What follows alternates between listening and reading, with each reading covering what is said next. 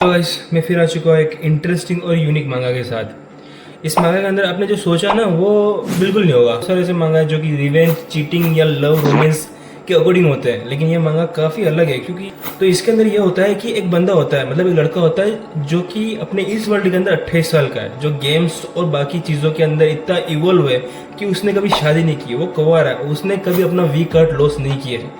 लेकिन एक दिन ऐसा होता है कि उसका एक्सीडेंट हो जाता है और वो दूसरे वर्ल्ड के अंदर, मतलब दूसरे दुनिया के अंदर जा पहुंचता है। तो वहाँ पर एक बंदा मिलता है, उससे उसकी मदद करता है, लेकिन उसको वो बेच देता है, मतलब वो स्लेव ट्रेडर होता है, वो किसी को बेच देता है। लेकिन सबसे बुरी चीज़ ये होती है कि वो उसका मैनहुड, मतलब उसकी चिड़िया काट डालता है, मतलब वही जो तुम सोच रहे हो नीचे वाली चिड़िया काट डालता है।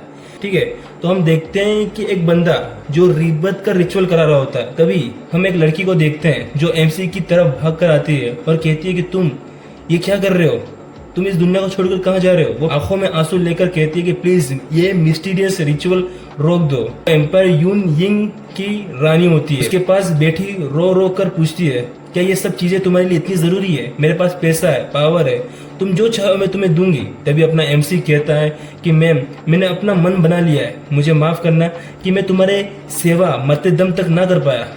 लड़की कहती है क्या तुम सेक्स से इतने ऑब्सेस क्यों। एमसी कहता है कि बाकी के नजरिए से शायद मैं ये चीज़ नॉर्मल होगी, लेकिन मेरी नज़रिए में ये चीज़ काफ़ी इम्पोर्टेंट है यार, होनी चाहिए, क्योंकि यार वही तो चीज़ें सुख देती है ना। वो अपनी पुरानी जिंदगी के बारे में बात करता है कि 50 साल बीत चुके इस बात को लेकर। जब मैंने 50 साल पहले, जब 28 की उम्र में मैं अपनी दुनिया में था, तब अपना वी कार्ड लॉस नहीं किया, और इस दुनिया में जब रिकार्नेट हुआ 12 की उम्र में, तो किसी कमीने बंदे ने मुझे बेच दिया औजार काट कर। तो भाई अब क्या करूँ, मैं तो क्या बन गया हूँ भाई, नामर्दी बन गया हूँ ना। तो वो किसी से कहता है कि मिस को ले जाओ यहाँ से, लेकिन मिस वहाँ पर कह रही होती है कि मैं ऐसे बंदे को नहीं छोड़ूंगी जो मेरे बाप के समान है। तो एमसी वहाँ पे सोच रहा होता है कि ये मेरी फैमिली है, मैं इसको रानी या महारानी नहीं समझता, सिबलिंग्स नहीं है, लेकिन ये मेरी फैमिली जैसी है। तभी वहाँ पर एक बंदा आता है और वो एमसी से कहता है ये जो रिचुअल है ना वो फॉरबिडन है, मतलब 99 लोग मारे जा चुके हैं, इसमें कुछ भी हो सकता है, जिंदा बचने की प्रतिशत एक बराबर है। तो अपना एमसी अपनी चिड़िया की तरफ देखता है और कहता है कि जो भी हो तुम शुरू करो और मुझे जिंदा करो फिर से। तो अपने एमसी ये भी कहता है कि मैंने इसमें सारा पैसा लगा दिया है, अब मुझे जिंदा होना पड़ेगा जैसे भी करके। तभी हम देखते हैं आदमी एक बच्चे को बुला रहा होता है। अपना एमसी यहाँ पर आंखें खोलता है और वो उसको देखकर पहली बार में पहचान लेता है, और वो आदमी कहता है कि तुम यहाँ बेहोशी में गिर गए थे, मैंने तुम्हें बचाया। अपना एमसी कहता है कि ये वही आदमी है वांग सैम, इसने मुझे पहले मेरी चिड़िया काट कर बेच दिया था जिंदा। मैंने सुना था कि यार इसके सर पर बाउंटी लगाई थी और इसको मार दिया गया था। तभी हमें पता चलता है कि वो रीबर्थ हुआ है किसी और की बॉडी में। एमसी अपनी चिड़िया की तरफ देखता है कि भाई वो है कि नहीं है, भाई इस बंदे ने काट तो नहीं दी है। तब उसको आराम मिलता है कि भाई वो चिड़िया उसके पास ही है, मतलब उसके पास ही है। ठीक है, वो अजीब सी हंसी के साथ उसी आदमी की तरफ देखता है और दर्द होने का अपने हाथ में नाटक करता है। वो आदमी कहता है कि जरूर मैं देखता हूँ, मेरे पास कुछ जड़ी बूटियां हैं, मैं तुम्हें पिलाऊंगा अगर तुम मेरे घर तक चलोगे। तभी अपना एमसी एक शैतानी हंसी हंसता है। वो कहता है ओ अच्छा, तो तुम मेरा किडनैप कर सको और मेरी चिड़िया को काट सको, हाँ, और मुझे बेच दो। तभी वो आदमी हैरान होकर कहता है कि तुम्हें ये सब कैसे पता है। अभी अपना एमसी उसका हाथ मोड़ देता है, उसे नीचे की तरफ झुका देता है। वो रिबर्थ तो हुआ है, लेकिन अपनी पुरानी मार्शल आर्ट टेक्निक उसे पूरी अच्छी तरह से याद है। अपना एमसी उसकी गर्दन पकड़कर जोर की दबा देता है। वो आदमी कहता है कि ये क्या कर रहे हो तुम। अपना एमसी कहता है कि मैंने सुना कि तुम्हें मार दिया गया है, तुम्हारे सर पे बाउंड्री लगा दी गई थी। आप जानते हैं कि जब मैंने ये सुना तो मैं कितना निराश हुआ था।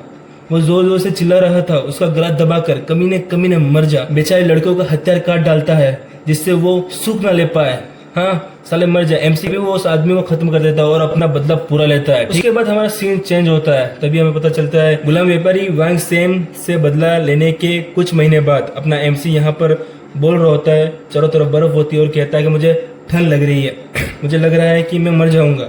वो पर्वत के ऊपर चढ़ने की कोशिश कर रहा है। उसे याद आता है कि मुझे जीना है किसी चीज के लिए, क्या सेक्स और प्लेजर्स के अलावा और चीज हो सकती है क्या, जिससे घिरा और कुछ चीज नहीं है, मुझे बस फिजिकल प्लेजर चाहिए और वो लेकर रहूंगा। मैं इसका कितने दिनों से इंतजार कर रहा था, मतलब कितने सालों से इंतजार कर रहा था। मुझे लड़की चाहिए जो मुझसे प्यार करे, ऐसी नहीं कि भाई हर कोई मुंह मारती फिरे, वही जो वो भी दे और मुझे दिल भी दे। अपना एमसी अपनी फैंटेसी को इमेजिनेशन करके खुश हो रहा होता है। वो जल्दी जल्दी एक जगह पहुंचता है जहाँ पर सब कुछ बिगड़ गया, मतलब खत्म हो गया, मतलब चारों तरफ मतलब बिखरे हुए चीज पड़ी होती है। वो जोर से चिल्लाता है, क्या कोई अंदर है? एक आदमी खड़ा होता है और उसकी आवाज सुनकर उसे लगता है कि शायद ये कोई बच्चा है। क्या कोई इस भयानक ठंड के अंदर भी मौन गोगागोड़ पर चढ़ रहा है? अपना एमसी जोर से चिल्लाकर बोलता है, मैं ली चेलो सू हूँ। मैंने अपने माता पिता को डाकू के हाथों खो दिया और केवल मजबूत बनने का सपना देख रहा हूँ। तभी वो आदमी दौड़कर उसके पास आता है, आकर कहता है कि इस भयानक ठंड में माउंट गोगांग पर अकेले ही चढ़ाई, क्या तुम्हें अपने जीवन की कोई चिंता नहीं है? अपना एमसी जोश के साथ कहता है, अगर इसका मतलब यह है कि मैं गोंगेंग समुदाय का ना बन सकूं तो मेरे लिए ये शर्म की बात है, मुझे अपना शिष्य स्वीकार करे। तभी वो आदमी सोचता है और एमसी से कहता है कि अपने हाथ मुझे दिखाओ। एमसी के हाथ पर हाथ रखता है और अपने मन से सोच रहा होता है कि इसके शरीर के अंदर सारी रक्तवाहिनियां सही तरह से काम कर रही है। क्या इन्होंने पहाड़ पर चढ़ते समय स्वयं शास्त्र विधि का उपयोग किया था? सकता है कि तुमने इतने बड़े माउंटेन को बिना किसी बाधा के साथ पार कर लिया होगा। तुम्हारे अंदर टैलेंट है, मैं तुम्हें सिखाऊंगा। अपना एमसी भी कहता है कि ठीक है। तभी वो आदमी अपना परिचय देता है। आमतौर पर शामिल होने के लिए कई चरण होते हैं, संभावना है, इसलिए मैं आपको शामिल होने की अनुमति दूंगा। चलो अब अंदर आ जाओ। सुनकर अपना एमसी का चेहरा देखकर ये पता चलता है कि एमसी अब बहुत खुश हो चुका है। वो सोच रहा होता है कि अपने मन में जो मैंने सोचा था वही हुआ। गोगन साम्राज्य का पतन के कारण ये मुझे परीक्षा कुछ लेने देने वाले नहीं है। इनके पास मुझे स्वीकार करने के अलावा और कुछ भी कारण नहीं हो सकता, क्योंकि उनको मुझे स्वीकार करना ही पड़ेगा। अपना एमसी कहता है कि मैं अब कीगल एक्सरसाइज करूंगा और मैं अपने आप को पावरफुल करूंगा और मेरी चिड़िया को भी पावरफुल करूंगा, लेकिन ये जगह मैंने जितना सोचा था उससे ज्यादा खराब है। अभी वो आदमी कहता है कि मैं तुम्हें बाकी सब रूल्स और चीजें बताऊंगा, उससे पहले मैं तुम्हें किससे मिलवाना चाहता हूँ। अपना एमसी कहता है कि ठीक है। जी नहीं, ये तुम्हारा जूनियर डिसाइपल आता है एक तूफान लेकर। अपना एमसी उसे देख कर कहता है, हैंडसम कैसे है?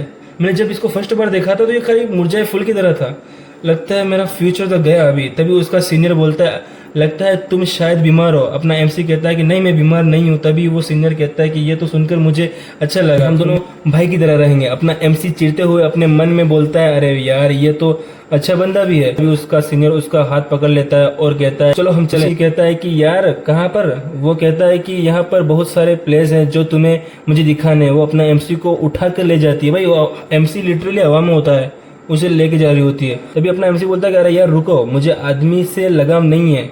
वो जोर से अपने सीनियर का हाथ झड़क देता है। सीनियर शौक में उसकी तरफ देख रहा होता है कि भाई क्या हुआ। उससे माफी मांगता है कि शायद मैंने बहुत ज्यादा कर लिया।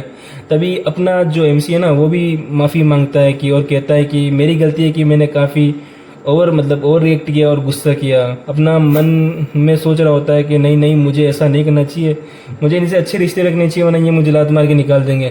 हम देखते हैं कि अपना एमसी माफ़ी मांग रहा होता है। तभी यहाँ हमें उस आदमी को दिखाया जाता है, सोच रहा होता है सर्दियों की हवाएं कभी कभी कठोर हो जाती है, लेकिन ऐसा लगता है कि गोंगोन की सर्दियाँ धीरे धीरे खत्म हो रही है। आशा है कि सू और जिन ही जल्दी ही करीब आ जाएंगे। और आगे जोड़ता है कि यह लगभग 10 साल पहले की बात है, जब मुझे जिन नामक एक अनाथ बच्ची मिली थी। प्रतिभा खोजने के बाद मैंने स्वयं को पूरी तरह से उसके पालन पोषण के लिए समर्पित कर दिया। जिन ही माशी दुनिया में प्रवेश करेगी, उसे मर्दों के बीच में रहना सीखना होगा, उसको मर्दों का सामना करना होगा। मैं आशा करता हूँ कि ये लड़का और मेरी जिन ही आपस में मिल जाए, उन दोनों की अच्छी बन जाए। तभी हम देखते हैं अपने लड़के को जो कि आराम करने की कोशिश कर रहा होता है, लेकिन उसे नींद नहीं आ रही होती। लेकिन इसका सबका कसूर वो अपनी लड़की मतलब अपनी सीनियर को ही देता है और कहता है कि उसकी वजह से ये सब कुछ हो रहा है। फिर हम वो सीन देखते हैं जहाँ पर वो लड़की और अपना एमसी साथ में होते हैं। तो अपनी लड़की कुछ बता रही होती है अपने इतिहास के बारे में। तो अपना एमसी यहाँ पर कहता है कि मुझे कोई जानने की कोई रुचि नहीं है और मुझे दिलचस्पी नहीं है। लेकिन वो लड़की मायूस हो जाती है, अपना सर नीचे झुका लेती है। तो अपना एमसी कहता है प्यारी सी हल्की सी आवाज़ में, अगर तुम चाहो सुनाना तो मैं सुन सकता हूँ। तभी वो लड़की थोड़ा सा ब्लश करती है और एमसी यहाँ पर भी थोड़ा खुश होता है और वो सोच रहा होता है कि भाई मुझे इतना तो पता है कि मैं सामने वाले लड़के को कैसे खुश कर सकता हूँ।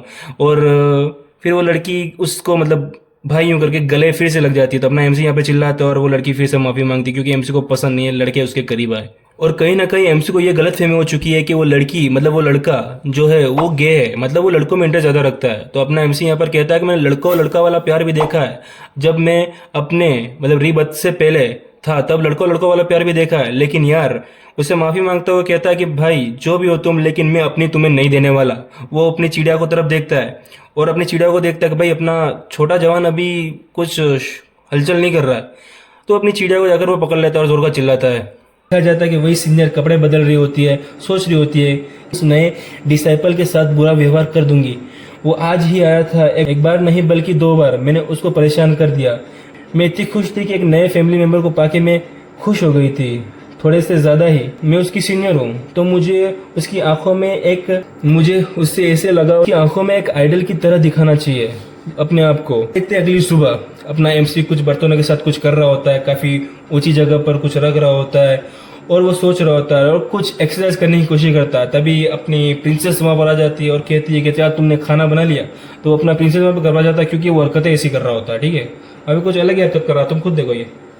और अपना प्रिंसेस आती है, वो तभी अपनी प्रिंसेस आती है, उससे पूछती है तुमने अपना खाना बना लिया। तो वो सोच रहा है, घबरा के बोलता है कि हाँ मैं वही करूँगा, ये मेरे लिए नॉर्मल सी बात है, मैं कर दूंगा, मैं अपना खाना बना दूंगा। तभी अपनी प्रिंसेस कहती है क्या मैं तुम्हारी मदद करूँ। तो कहता है कि ठीक है कर सकते हो तुम मदद। वो दोनों एक दूसरे की मदद कर रहे होते हैं। तभी अपने एमसी के सर के ऊपर एक चीज़ होती है जो नीचे गिरने वाली होती है। तभी अपनी प्रिंसेस कहती है कि भाई बचो वहां से। आती है, एमसी को लग रहा होता है कि भाई अब तो गया मैं। जब वो आंखें खोलता है तो उसकी सीनियर उसके सामने होती है, उससे पूछ रही होती है क्या तुम ठीक हो। जवाब देता है कि हाँ ठीक हूँ मैं। कमेंट काफी प्यारा होता है। भाई एमसी यहाँ पर ब्लश कर रहा होता है, लेकिन एमसी अपना दिमाग लोड नहीं कर पा रहा होता है। वो ये सोच रहा होता है कि मुझे अपनी इसको नहीं देनी है मुझे। और एमसी यहाँ पर उसकी खुशबू सूंघता है और कहता है कि भाई इसकी खुशबू काफी प्यारी है। फिर वो दोनों एक दूसरे को देखते हैं और जोर से चिल्लाते हैं। तभी अपना एमसी चिल्लाता है कि भाई तुमने मुझे कहाँ पर पकड़ा है, क्योंकि सीनियर ने उसको नीचे पकड़ा होता है जहां पर एमसी को डर लग रहा होता है कि भाई ये लेने वाला है मेरी। एमसी को लगता है कि वो लड़का इंटरेस्ट ज्यादा लगता है लड़कों में। तो हम अरे शर्मा मत, तुम इस सिचुएशन को और वियर्ड कर रहे हो ना। एमसी गुस्से में दांत पीसते हुए सोचता है यार क्या है ये मुझे पहनना चाहता है कि अगर मास्टर ने ये सब देख लिया भाई। यहाँ पे इमेज देखो मास्टर की कैसी है, ठीक है।